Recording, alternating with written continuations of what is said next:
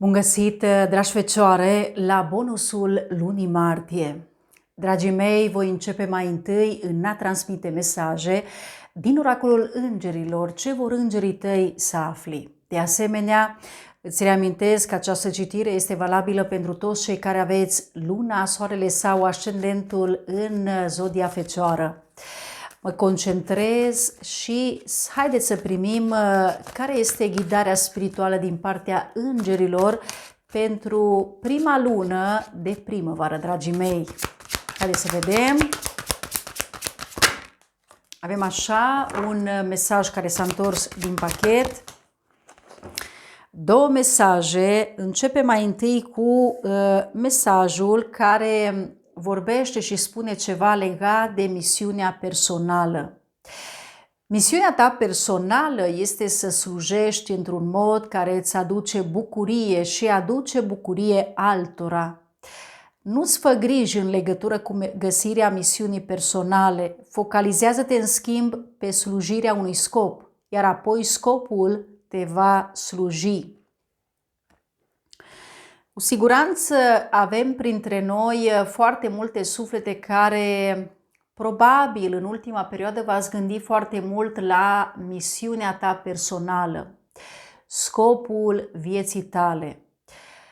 A dori, bineînțeles, și a intra și a conecta, poate ți-ai pus anumite întrebări în legătură cu situația ta profesională de astăzi, dorind să descoperi dacă într-adevăr este calea ta, ai fost menit sau menită pentru această situație actuală, prezentă, în care tu te afli, da? Deci sunt foarte multe întrebări și din partea fecioarei extrem de multă curiozitate în ceea ce privește calea ta profesională, misiunea ta, după cum acest mesaj din partea îngerilor ne poate arăta. Și spun acest aspect datorită faptului că știm foarte clar, suflete dragi, faptul că zodia fecioară este un semn de pământ, guvernat de către planeta Mercur.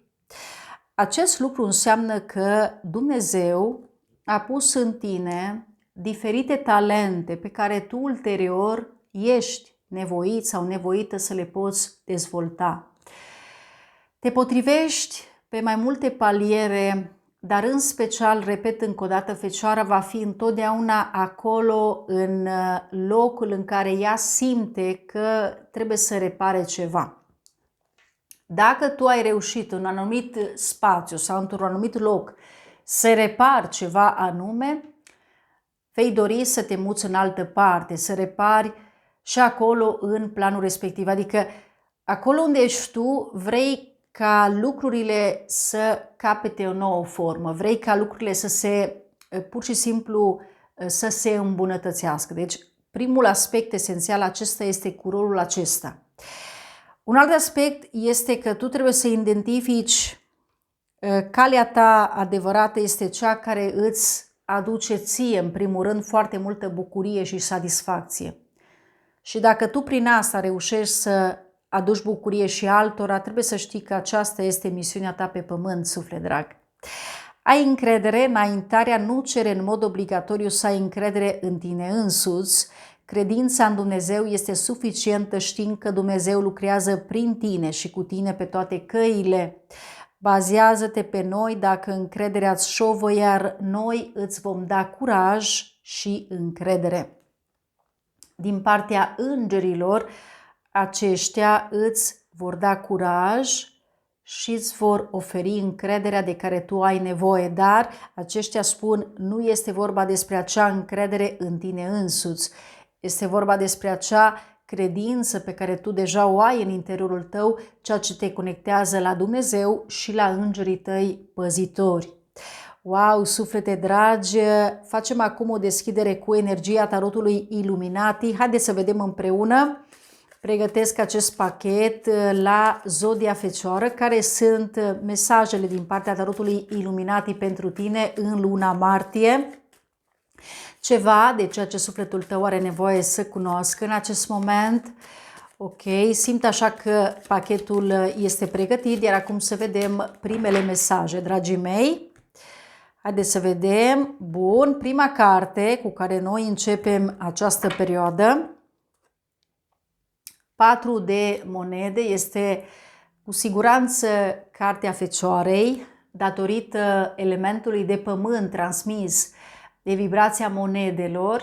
Numărul 4 simbolizează ceva de ceea ce tu ai nevoie și oarecum ții strâns, așa cu dinții, nu? Și ești foarte atent și ești foarte, foarte moderat. Deci această carte te arată pe tine, suflet drag, în prim plan, energia ta, influența ta. Este într-adevăr o carte care transmite foarte multe aspecte importante, benefice, dar în primul rând vorbește și despre tot ceea ce se va întâmpla de acum înainte. Pașii cei mai importanți pentru tine deja au fost făcuți și tu știi lucrul acesta. Nu există absolut deloc posibilitate ca tu să dai în spate, nu există posibilitate să te întorci în trecutul tău. Aici, în prim plan, pot să văd o persoană care în ultimii ani de zile a acumulat foarte multe cunoașteri și acest lucru nu înseamnă că totul se termină aici. Aspectul pe care eu pot să-l văd în 4 de monede simbolizează schimbarea priorităților din viața Fecioarei. Pot să văd foarte multă ordine, mi se arată disciplina cu care tu activezi și încă un aspect care mie mi se arată în această carte este faptul că tu deja ești în afara acestei cetăți, da?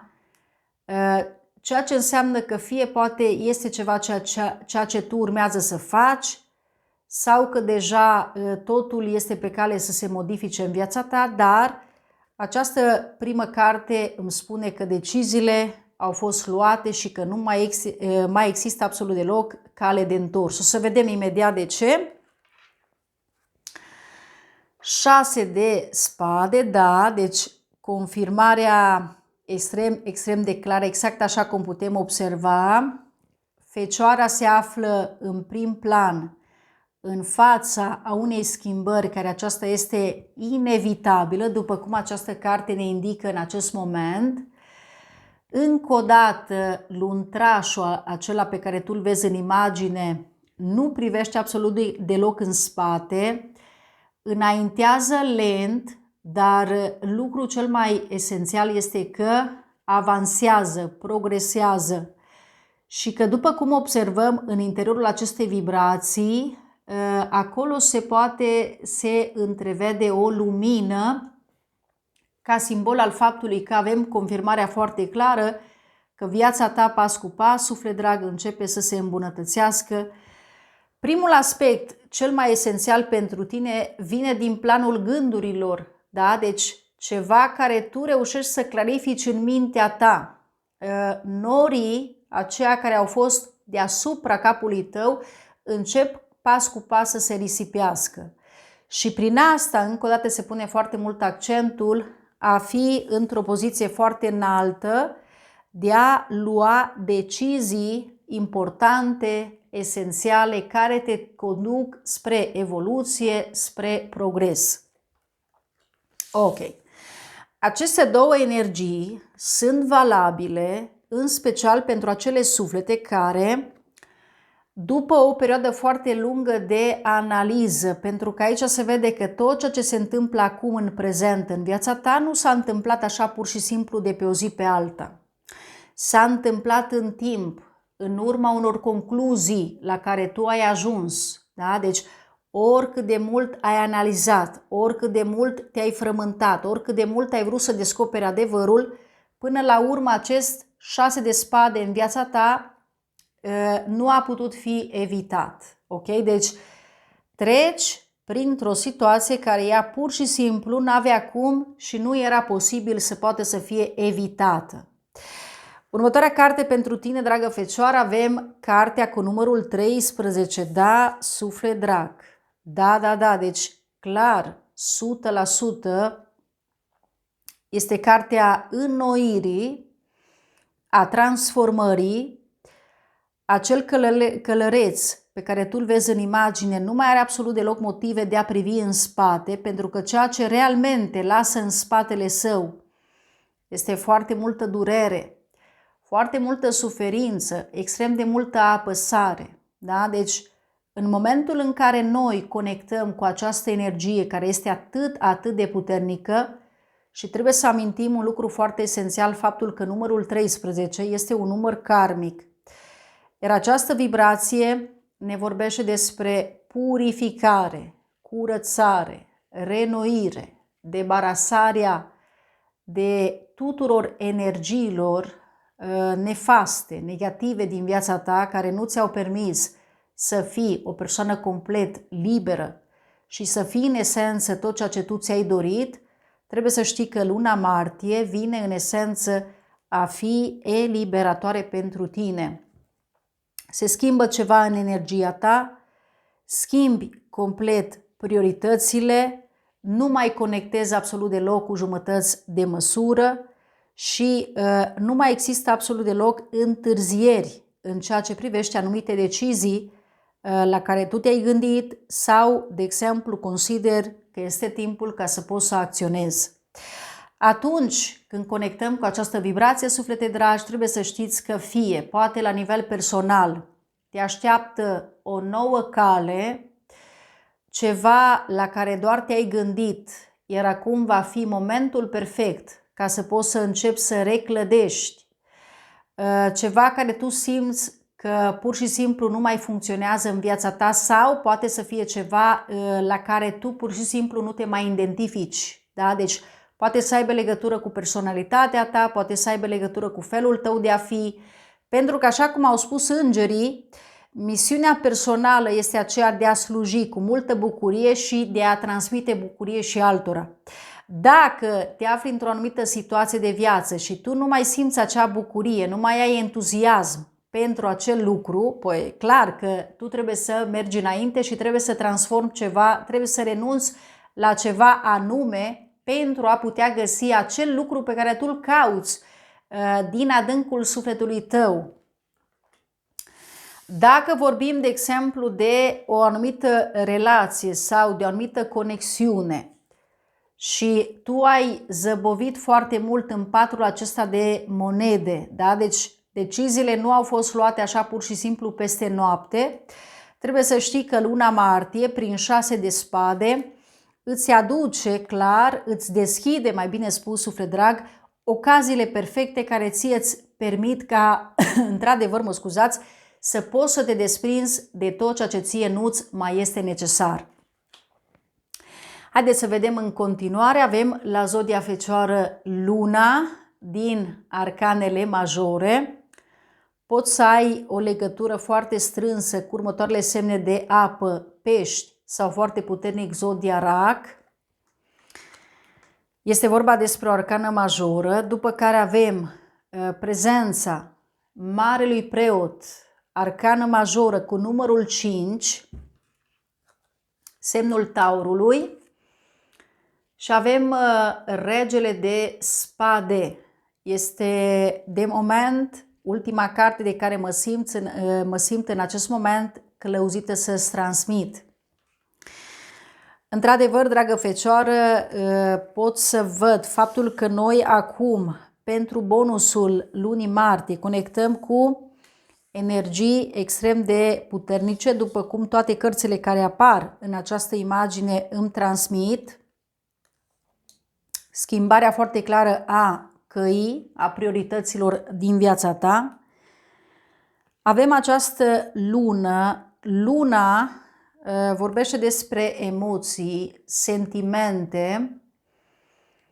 Luna vorbește despre vindecare, despre eliminarea tuturor fricilor sau, de exemplu, a situațiilor pe care tu le-ai simțit la nivel sufletesc. Pentru că atunci când apare luna, este o carte care se conectează la sufletul și la psihicul lui omului. Da? Deci, în acest caz, sufletul și psihicul tău, care ele se conectează la un progres, la o evoluție. Deci, clar că această carte spune totul se află într-un punct de mare schimbare, chiar și la nivel la nivelul subconștientului tău. Da? Deci chiar dacă tu poate la nivel fizic deocamdată nu poți să vezi asta, dar luna vorbește întotdeauna despre ceea ce este ascuns, ceea ce nu este vizibil în fața publicului. Și bineînțeles această carte vorbește despre Fecioară ca fiind un suflet care are o misiune foarte clară, foarte bine definită în viața sa și cu cât trece timpul tu devii tot mai conștientă de asta, de tine, de interiorul tău, de cunoașterile tale pe care tu le ai în prezent și înțelegi. Și vreau să-ți mai spun încă un aspect important, dragă Fecioară. Anumite aspecte din viața noastră ne fac practic să nu fim înțeleși atât de bine de către ceilalți sau de persoanele de care tu ești înconjurat sau înconjurată. Dar nu te îngrijora, pentru că nici măcar nu este necesar ca aceștia să te poată înțelege. Este suficient să lucrezi tu cu tine, să lucrezi tu cu energia ta, cu sufletul tău și să nu mai pui accentul pe atât de multe îngrijorări, pe atât de multe frici. Pentru că aici avem protecția spirituală transmisă prin învățăturile și sfaturile transmite pline de înțelepciune, cele a Marelui Preot. Deci, dacă bine mi-amintesc, poate că tu ești primul semn zodiacal care primește prin excelență binecuvântarea și, bineînțeles, răspunsul foarte clar, care poate să aibă legătură cu rezolvări, soluțiile, da, pe care tu le vei avea într-un final, situația ta care va începe pas cu pas să se schimbe. Deci, până la urmă, tu vei putea conștientiza că toate lucrurile s-au întâmplat pentru binele tău suprem. Pentru că, dragă Fecioară, tu ai o protecție considerabilă asupra căii tale. Deci, primești răspunsurile și binecuvântarea foarte clară, cea a Marelui Preot. Și avem prezența Regelui de Spade. Prin asta vorbim despre profesionalism, vorbim despre diplomație, o persoană care a atins un grad de o mare forță lăuntrică. Putem să vedem faptul că Regele de Spade simbolizează informații, poate să vorbească pentru că pune foarte mult accentul pe comunicare. Deci, prin prezența Marelui Preot, acum, în luna martie, energia se schimbă, totul se schimbă în calea ta, inclusiv la nivel interior tu simți această schimbare, dar în realitate, dragă Fecioară, ceea ce se întâmplă este că se deschide o mare poartă, se deschide o șansă, am putea spune chiar unică, care te conectează în esență la lucruri foarte mărețe, la lucruri mari. Regele de Spade de obicei vorbește despre corectitudine, vorbește despre claritate, vorbește despre forță și vorbește, nu în ultimul rând, despre faptul că scapi de foarte multe griji și de îndoieli și de tot ceea ce a putut să aibă legătură cu persoana ta, pentru că aici vedem în prim plan o persoană care este și devine extrem de rezistentă în fața situațiilor, da, pe care tu le-ai trecut. Iar acum să vedem, suflete dragi, în acest moment, oracolul îngerilor. Wow, oracolul îngerilor spune totul în câteva luni de acum înainte. Foarte posibil ca ceva esențial să se clarifice pe calea vieții tale, a tot ceea ce ține de următoarele luni de zile. Ți se cere pur și simplu să ierți, da? Deci tu prin iertare pur și simplu eliberezi energiile, da? Deci nu le mai ții strâns cu tine pentru că nu mai ai nevoie. Te ierți pe tine, ierți și pe cei care sunt implicați. Iertarea va fi esențială în luna martie. Aici vedem însănătoșire și vedem faptul că din aceste două mesaje ți se transmite foarte clar, suflet drag, faptul că nu mai trebuie să încarci cu atât de multe sentimente apăsătoare sau emoții sau, de exemplu, cu păreri de rău, pentru că această carte conectează foarte clar cu aceste păreri de rău, adică nu ai motive să-ți pară rău, deci nu ai aceste motive de a avea aceste emoții, de a conecta cu aceste sentimente, pentru că în curând totul se va îmbunătăți, suflet drag. Aici îngerii sunt atât de vioi, sunt atât de deschiși cu sufletul tău, iar acum îți voi oferi și cristalul tău de apă, de protecție, în luna martie,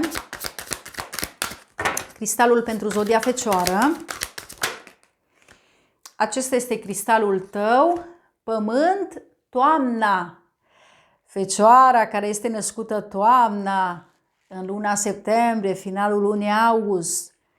Acesta este cristalul care s-a format cu cuvântul toamna sub elementul de pământ, așa cum putem observa. Deci te afli sub o protecție foarte înaltă din acest punct de vedere. Suflete dragi, am ajuns la finalul acestui bonus al lunii martie. Dacă ți-a plăcut, poți să dai un like. Apreciez din suflet și comentariul tău. Mi-ar plăcea să aflu ce părere ai tu privind această citire, dacă ai rezonat sau nu cu ea. Vă mulțumesc din suflet că sunteți aici, te invit să te abonezi, apasă clopoțelul pentru a primi notificările sau alătură-te ca membru canalului dacă dorești asta. Vă îmbrățișez pe fiecare în parte, suflete dragi, și să ne vedem cu bine la o nouă citire. Numai bine, dragii mei!